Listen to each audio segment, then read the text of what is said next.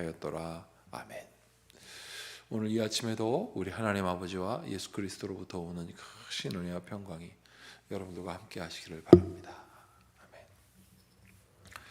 오늘은 중심을 잃지 않는 다윗의 애가라는 노래 제목으로 함께 말씀을 나누겠습니다. 사랑하는 여러분, 우리가 슬픔에 빠지거나 엄청난 충격에 빠지면 어떻게 됩니까? 그런 충격 가운데 들어가면 그 충격이 우리의 삶에 꽉 부딪혀오면 정신을 잃을 때가 있습니다.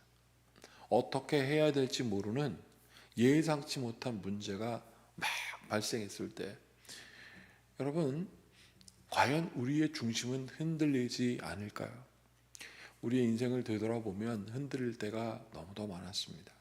예상치 못한 결과가 딱 왔을 때, 그 결과를 예상하지 않았기 때문에 어떻게 해야 될지 모르는 그러한 갈피를 잡지 못하는 순간이 분명히 있다는 말씀입니다. 여러분, 오늘 다윗에게 충격적인 소식이 들려옵니다. 바로 사울과 요나단의 죽음이었습니다. 그것을 알리는 자는 누구였냐면 아말렉 군사였습니다. 아말렉은 지금 사울과 요나단을 쫓아갔고, 그리고 그 사람을 죽였습니다. 오늘 활의 노래가라고 했는데, 이 활의 노래는 어떤 의미에서 활의 노래냐면 사울이 활에 맞아가지고 중상을 입어 죽게 되었거든요. 여러분, 그렇게 찾아온 그 군인을 다윗은 어떻게 하였습니까? 오늘 그 내용이 사무엘하 1장에서 쭉 내려오고 있는 말씀입니다. 이 말씀이 16절까지 있습니다. 자, 여기 보면 15절 16절 같이 읽겠습니다. 다윗이 청년 중 한 사람을 불러 이르되 가까이 가서 그를 죽이라 하매 그가 침에 곧 죽으니라. 다윗이 그에게 이르기를 내 피가 내 머리로 돌아갈지어다. 내 입이 내게 대하여 증언하기를 내 여호와의 기름 부음 받은 자를 죽였노라 함이니라 하였더라. 아멘. 여러분, 사울이 죽었고 요나단이 죽었습니다. 이 아말렉 군인은 이 죽음을 다윗에게 알리면 자기는 상 받을 줄 알았어요. 다윗을 사울이 죽이려고 했다는 소문을 들었던 것이죠. 그렇게 해서 자기가 이 사울의 죽음을 다윗에게 알리면 자기는 보상받을 줄 알았던 겁니다. 그렇게 계산했던 거예요. 이기는 전투에서 도망 나와 다윗에게 이 얘기를 하면 자기는 이쪽에서 큰 상을 받을 줄 알았다는 그 계산이 결과는 어떻게 됐습니까? 죽음이었습니다. 여러분, 이렇게 죽음을 당할 수밖에 없었던 이유는 다윗의 중심 때문에 그래요. 다윗의 중심에는 무엇이 있었습니까? 여호와의 기름 부음이라는 중심이 있었습니다. 하나님께서 사울을 기름 부으셨습니다. 사울이 비록 자기를 쫓아 죽이려고 했다 할지라도, 그의 아들이 요나단이라도 할지라도, 여러분, 요나단은 어떻게 했습니까? 다윗을 도와주었습니다. 다윗과 함께 했습니다. 넌 힘을 내라, 여호와를 의지하는 마음을 강하게 하라, 막 그렇게 했었습니다. 비록 사울이 요나단의 아버지일지라도 다윗은 이 요나단의 마음을 충분히 받을 수 있었어. 왜냐하면 요나단에게도 중심이 있었기 때문에 그래요. 아버지가 다윗을 죽인다고 하더라도 내 중심은 하나님이 선택한 다윗을 버릴 수가 없는 거예요. 오늘 요나단을 형이라고 부르고 있었습니다. 그러면 형인 요나단이 다윗을 얼마나 아꼈는지 우리는 생각할 수 있는 거죠.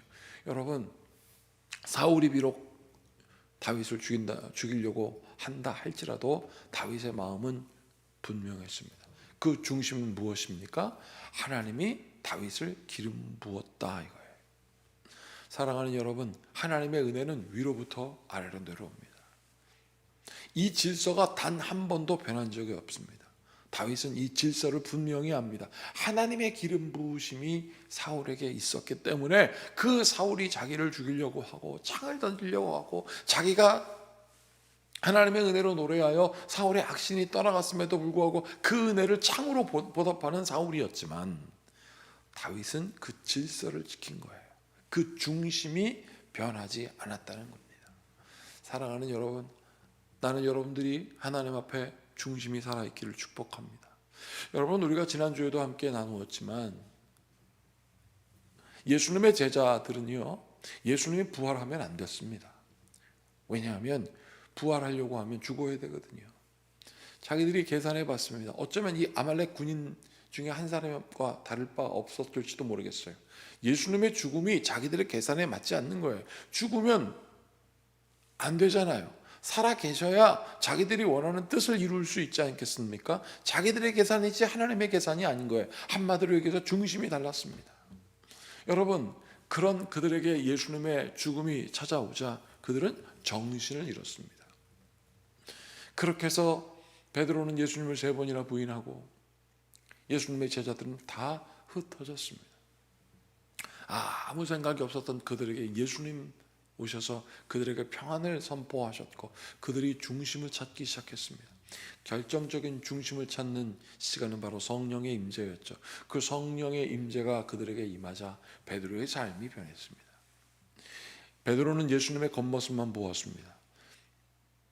예루살렘 성에 영으로 임재하시는 분, 저 어떤 왕도 어떤 황제도 할 수 없는 놀라운 일을 벌이시고 자기 눈앞에 펼쳐지는 그것만 보고 베드로는 살아왔었는데 성령의 임재를 경험한 그는, 예수님의 부활을 경험한 그는 이렇게 얘기합니다.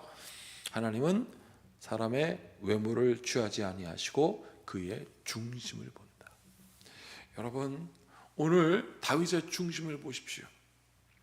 그게 바로 17절부터 27절까지 있는 내용인데 17절 보십시오. 다윗이 이 슬픈 노래로 사울과 그의 아들 요나단을 조상하고 명령하여 그것을 유다 족속에게 가르치라 하였으니 곧 활의 노래라 야살의 책에 기록되었으되.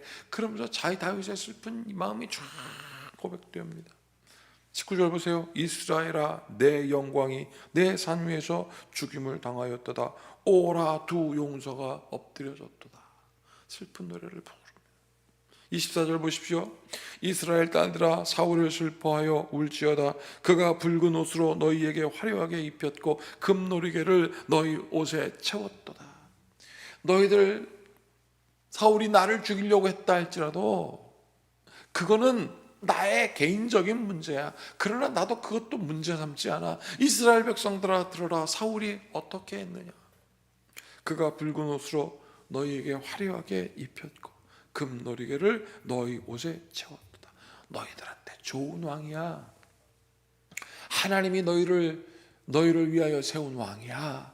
그 사울을 잊지 말아라. 나는 그로 인하여 슬프다라고 얘기합니다. 그 중심이 하나님께서 사울을 기름 부으시고 사울이 왕이 돼서 너희를 이렇게 통치하였다라는 그 중심 있는 마음이 흔들리지 않고 있습니다.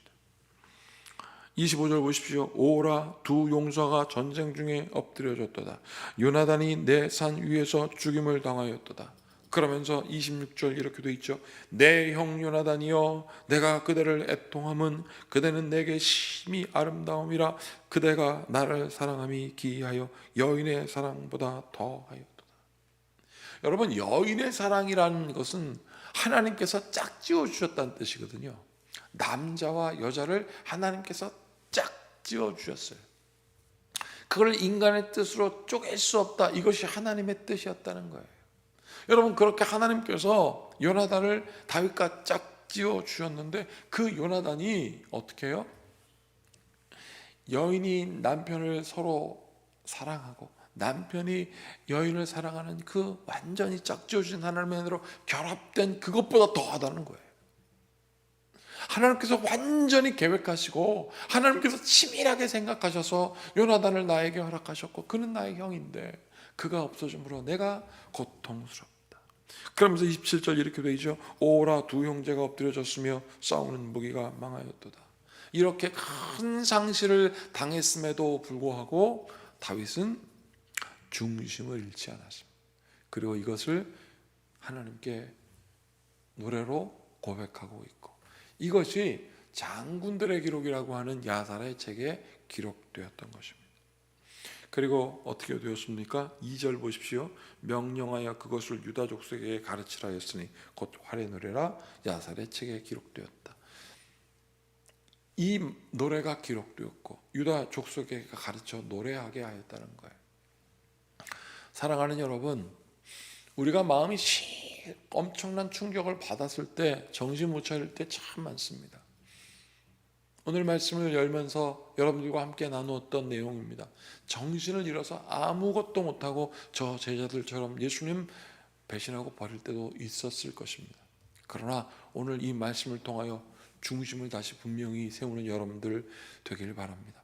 하나님은요, 우리의 삶에 보이는 것으로 역사하는 것이 아니라 우리의 마음의 중심을 먼저 보시고 그 중심으로 마음으로 믿어 의에 이르고 그 의에 이른 마음, 그 놀라운 것을 입으로 선포하여 하나님의 구원의 실상에 이르는, 구원에 이르게 하는 놀라운 역사를 보여주십니다. 구원이 우리 눈앞에 있습니까? 그것이 과연 어떤 구원입니까? 눈으로 보이는 구원입니까? 아니면 마음으로 믿어 의로 고백하는 그런 믿음의 고백입니까? 사랑하는 여러분, 중심을 잃지 않는 성도의 삶을 살기를 축복합니다. 우리의 삶에 엄청난 충격이 오고 다 흩어질 것 같은, 흔들릴 것 같은 순간이 올지라도 주님 앞에 나와 무릎 꿇고 기도하고 주님을 생각하는 여러분들 되기를 축복합니다. 그러면 하나님께서 역사하십니다. 그 은혜의 삶을 살고 그 은혜로 중심 잃지 않는 성도의 삶을 살기를 원하는 여러분들의 마음과 생각을 우리 주님께서 붙드실 것입니다. 함께 같이 기도하겠습니다. 참으로 고맙고 감사하신 주님, 주의 음성을 내가 들으니 사랑한다는 말씀이었습니다. 내가 듣고 싶어하는 주의 음성이 먼저 되는 것이 아니라 주님이 나를 부르시고 나에게 말씀하시는 그 말씀을 먼저 들을 줄 아는 성숙하고 마음 가운데 진지한 신앙생활을 하는 우리 성도들 되게 하여 주시옵소서. 주님께서 오늘도 이 아침에 우리의 중심을 잃지 않는 삶을 살게 하심을 믿고 예수님의 이름으로 축복하고 기도하옵나이다. 아멘.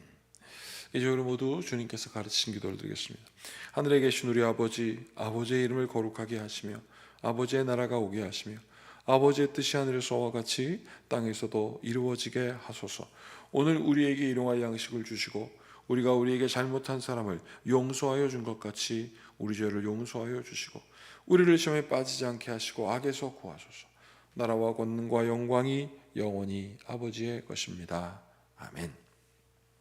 이제 오늘도 이 말씀을 기억하시면서 중심이 살아있는 하나님을 향하여 믿음이 흔들리지 않는 성도가 되기 위하여 모두 함께 같이 기도해 주시고 우리 성도들을 위해서 중보 기도해 주시고 부활하신 예수님의 놀라운 복된 소식이 우리의 삶에 충만하도록 여러분 모두 함께 또 개인 기도 드려주시길 바라겠습니다. 함께 같이 기도하겠습니다.